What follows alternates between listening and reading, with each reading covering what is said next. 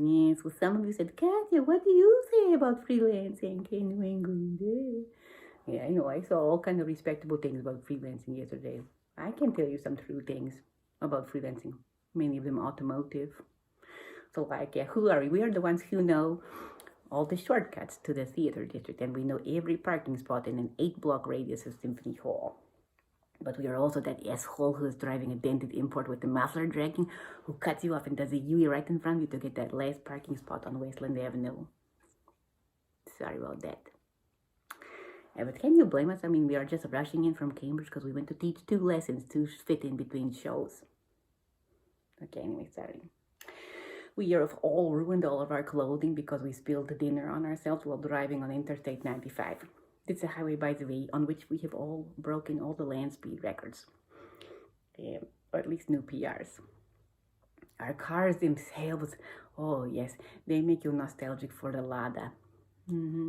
But you know what is in the back of each of our car, besides the jumper cables in the body, is you can find a pair of concert shoes, a music stand, and possibly a tuxedo of questionable hygiene. You will also find us on the Massachusetts Turnpike in a snowstorm when the rest of you are having hot cocoa. Why? Because because the composer just finished the piece last week, and the place we are recording in Worcester is only available for the one day, and it's today. So there we are on this highway. We are regularly abused by composers living and dead. You know, one time the ghost of Anton Bruckner, he pushed me down the stairs. I know it because I was swearing loudly at him when I turned like the 6th page of consecutive 8th notes that are like too fast to read and too slow to fake. Like fuck. So I had like huge shine around my ass for like couldn't sit down the whole week for rehearsals. It's terrible.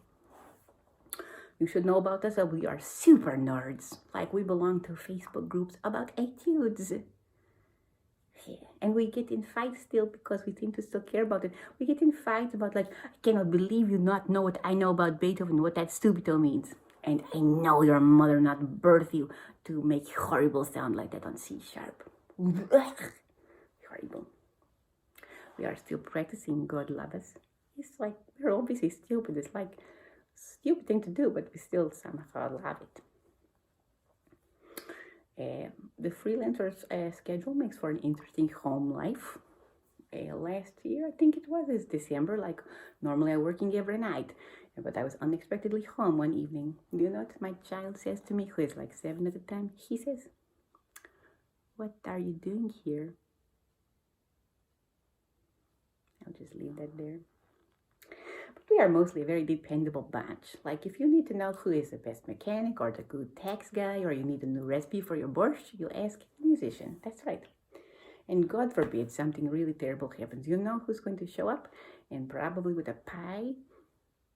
A musician. And they're going to show up by the way early to warm up. Now nobody's doing much of anything. We are not a menace on the highway. We are not really menacing anybody except sometimes on Zoom.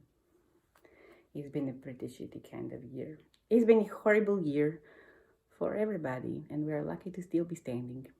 And but if you are doing a little bit better than standing and you think you maybe can help, you can go to New England Musicians Relief Fund, NEMRF. You can remember it's the same as never ever mix rum and Foster's. Good luck out there.